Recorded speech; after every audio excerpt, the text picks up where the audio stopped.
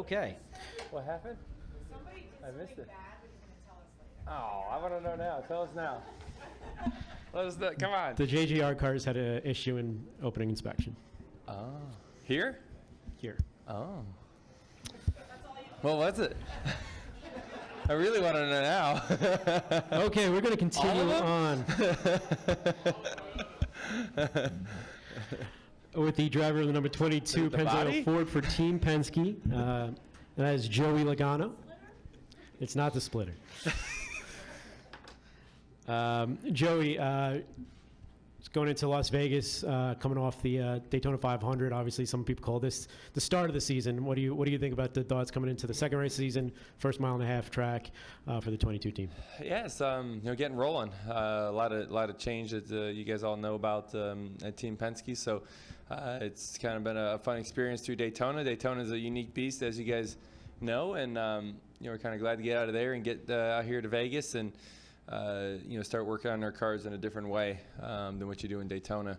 And as we go through this West Coast swing, a lot of things will change pretty quickly. And as we, Paul and I and all of us just try to keep linking up on what means the most on the racetrack and what we need to focus on and how to race. And so we got a lot of work ahead of us, but I'm excited about it. It's been a fun challenge so far. Okay, if any questions for Joey, please raise your hand. We'll get your mic. Start up here with Jeff. Jeff Gluck from The Athletic. As a race car driver, how do you process that, what you saw with Newman at the end of the 500? Man, it's hard to process it because immediately, and I think we all kind of probably thought the same thing, is you kind of think the worst and you really hope for the best. And, just by the looks of it and what happened, you're just like, I don't, like, this is bad. And obviously it was, but wow, what a miracle to see him walking out with his kids the other day. Who'd have seen that coming? That's amazing, to be able to do that so quickly. Says a lot about the medical team that goes to the racetracks with us. Obviously that's a tough situation to figure out how to get someone out of the car in a safe way, get to the hospital, and treat and care the way we need to. Obviously, the crash itself was, probably the worst spot possible. Coming to a checkered flag like that, nobody lifts, unfortunately. Everyone just drives to the start-finish line, and that's why you see sometimes crashes like that at the super speedways at the end of a race. And it couldn't have been in a worse spot of the car, but to kind of see that, he's going to be okay from what I hear. It's awesome. It's amazing. It says a lot about what our race cars are, and I think even this next gen car in some of those areas where the impact seems to be from the design, from at least my non-engineering degree perspective, looks like it should be stronger in that spot. So I'm glad to see that NASCAR is already looking at it even before this in that area, and look forward to getting in that car and having something even safer to drive. So a lot of huge impacts down there. I mean, even my impact was maybe the hardest one I've taken as well, being in the door like that. And having no give, you end up absorbing a lot of it, but everything did its job and we all walked away. So I texted Newman, you guys get kicked out. I texted him, I said, I knew it wasn't your neck that broke. I don't think you can do that. So we have a neck joke going back and forth because I got a long one, he's got none. And we had a good joke about that at least, so his sense of humor seemed to still be there. Go to Lee and then back to Chase. Lee Spencer, RacingBoys.com. You're one of the taller guys in the garage, and I know you've driven at least one of the first generations of the Gen 7 car. But there's been talk about them moving the seat around and whether or not you'd be able to see if it was lower down into if the seat fit lower down in the chassis or lower down in the car. What were your initial thoughts as far as your leg placement and the vision in the cockpit? Yeah, better. It's no secret. There's zero advantage of being tall as a race car driver. From the weight aspect or even the safety aspect, there's you're going to be you're higher in the car, your legs are cramped up more. Obviously, you need all the space that's in the cockpit. One of the things that I was in the meetings about the next gen car, as I brought up, is that we need to make sure we have enough room in the cockpit for a taller driver. Obviously, that's important to me. And when I drove that thing in Phoenix, just initially sitting in it, I sit quite a bit lower in that car. I have more headroom to the roll cage, which is really important. Obviously, we see why that's important to have some room up there. And I was able to see plenty fine. I'm one of the taller drivers. That may be the advantage, is that I can see a little bit more being taller. But if you're shorter, you just raise the seat up, and you can see as well. So visually, no issues. I think we're sitting a little bit more towards the center of the car, which is a good thing. And then also, being lower, your head is being lowered to what the roll cage is also a huge positive. So those are all good things. And have you talked to Brad since last week's Daytona 500 as well as? Mm-hmm. I know you guys talked after the clash, but. Yeah, we talk. We all talk. Isn't that crazy? We can communicate. Isn't that the craziest thing? I swear we're not in high school, guys. We can all talk about things. It's okay. Go to the back to Chase, and then we'll go to Tyler.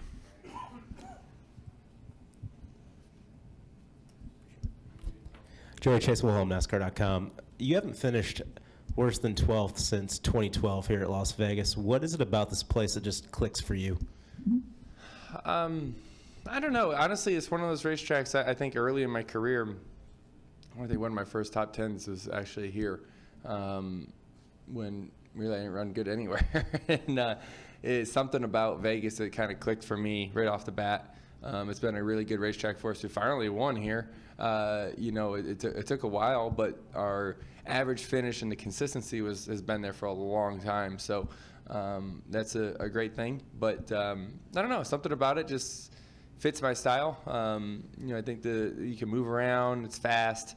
You get two corners that are completely different. You got a lot of bumps you got to deal with. It takes a lot to make it work, but I think if you look at Team Penske as a whole, obviously Brad's been very good here, and this 22 car has been good as well. So I think just kind of putting the Penske deal together, and also with the driver pairings, I think it just ends up being a pretty good match for us.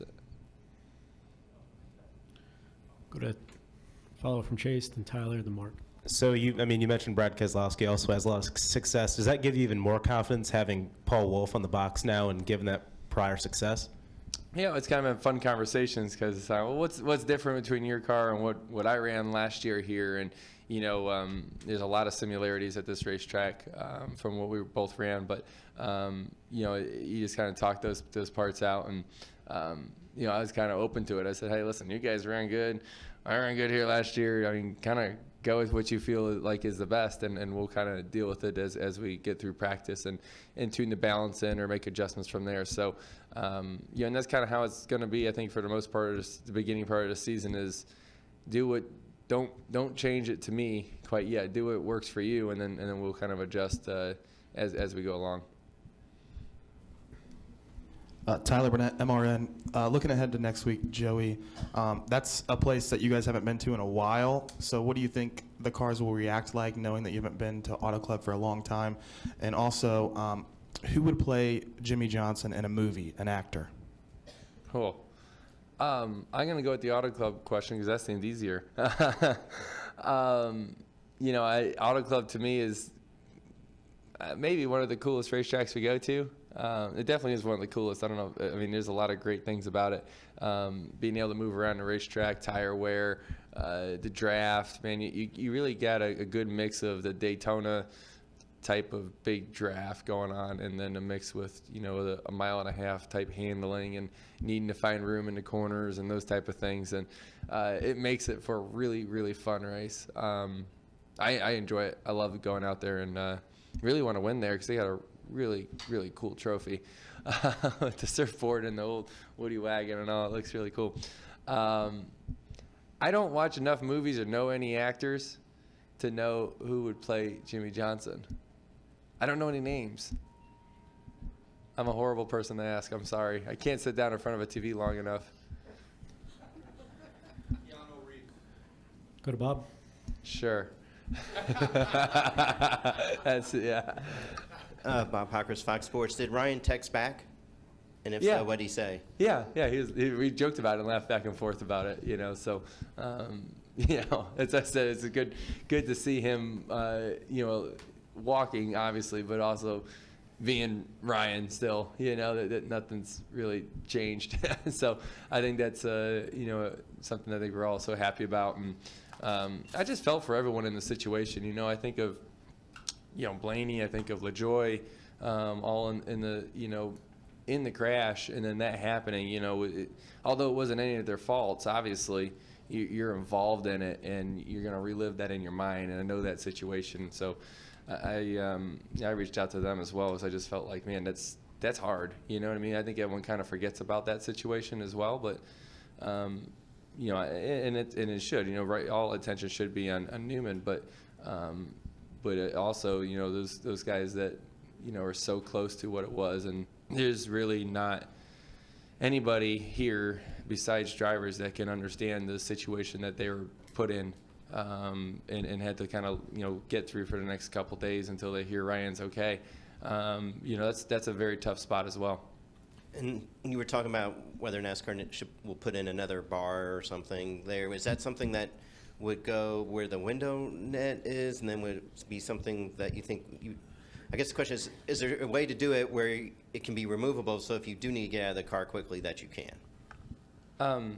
You're talking to someone who just has an RCD, so I don't have anything else besides a race car driver diploma. So, you like that?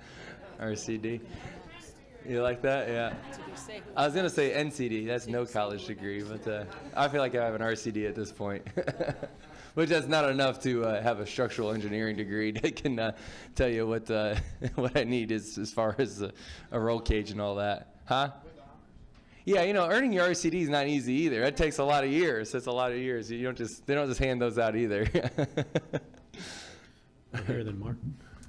Mike Young, LasVegas.net. I was thinking about field of vision. With all these improvements, it seems like less and less vision, peripheral especially. I wonder, when you're racing to the green flag or to the checkered flag, are you getting much input from your team, or is that really just up to you at that point? Yeah, I mean, our field of vision has been pretty much the same for the last, I don't know, as far as I can remember being in the sport. And when I drove the next gen car, it wasn't any different. You're still able to see quite a bit out of the car. Obviously we can't turn our heads and check our blind spots, but we have spotters that should help along with that. And when you're going this fast, you can feel them. You know when somebody's at a certain point in your car. You can feel the air working off your car, so sometimes if they're further away or things like that, that's where it's harder to see. If there's more separation, that's where more challenging to see. But it's been like that for a long, long time. We try to adjust our mirrors, to where we can see everything around us. But there's always going to be a little small spot that's more challenging to see, or the perception might be a little bit off. Hone your other senses, it sounds like. I guess so. I guess that's how it works. Yeah. Interesting. Go to Mark. Mark Carroll, PRN. Joey, can you explain to in a way a race fan would understand, with this package, you get a sense of the draft when you guys are tight, but then you shoot to a different part of the racetrack to find some clean air. Do you feel the pull? How would you explain the pull, and how would you explain all of a sudden the sudden amount of downforce that you get when you pop out to a different lane? Oh man, how do you put this into words? Boy, you're asking. That's a tough question to put into words of what it's like. But obviously, if you get in the draft, you can, you feel the acceleration in the car. Especially now with this 550 package, as much wide open as you are. When you get a tote from someone, you feel the, a little bit more speed. RPMs come up. Depending on if you're getting a car from behind or you're getting a push from, behind you, or you're getting a tote ahead of you. You can feel that. Or you're getting side drafted. It's like putting the brakes on. You can really feel that. In dirty air, it's unpredictable. Is kind of the situation is. It's very turbulent. As you can imagine, driving down the road behind a tractor trailer, sometimes if you're driving a bigger car, you can feel the turbulence. Well, you're only going 70 miles an hour when that happens, right? Now you're going 180 or whatever we're doing. In obviously a pretty big hole in the air, and we're relying on every bit of it we can. Then obviously when a car goes to a different lane that you weren't expecting them to and takes your air after you committed to driving into the corner at a certain speed, that's where you see, and rewatching some of the races, I've seen it happen here in the spring, is where you expect a car to go to the bottom, and then you've been running to the top, and someone runs the top, and boom, you're in the wall, right? It happens that quick. That's why you see restarts and stuff are just kind of crazy, trying to figure out where everyone's going to go. Because if you can find the spot where there's some clean air, great, and you can move forward. And then you got to try to find the draft down the straightaway, because if not, you'll see the outside lane tag right by you. So it's quite the thought process that you got to go through at a really quick rate to figure out what's the right moves to try to get ahead of somebody. You feel the clean air as instantly as you feel like the dirty air and the turbulence. All of a sudden, when you do you feel the clean air as quickly as you feel the dirty air, and all of a sudden you feel things locked down? With the dirty air, all of a sudden you're all bouncing all around the place. Do you feel that clean air as quickly, and what does that feel like? Yep. And clean air, I mean, it's not like the car's locked down. It's not like you put it on a rail and it just goes, right? You're still sliding your tire. You're at the limit of the potential of the car. It's just way more than what it would be when you don't have clean air on it, and understanding this aero, I always call it an aero war out there, because you're always just trying to figure out how do you get clean air, how do you give the person behind you dirty air, and moving to the left side of the car is no secret. Moving to the left side of the car is way better than moving to the right side of a car with the way the weight comes off these things. So understanding all that it's a lot, and you really got to know who you're racing and the moves that they tend to make. Okay, Joey, thank you so much for your time. All right. And if you want to stick around to hear the reasoning for the violations, I might. feel free. I might. Thank you, guys. Appreciate it. Okay, once again, the 19, 20, 11, 18, and 19.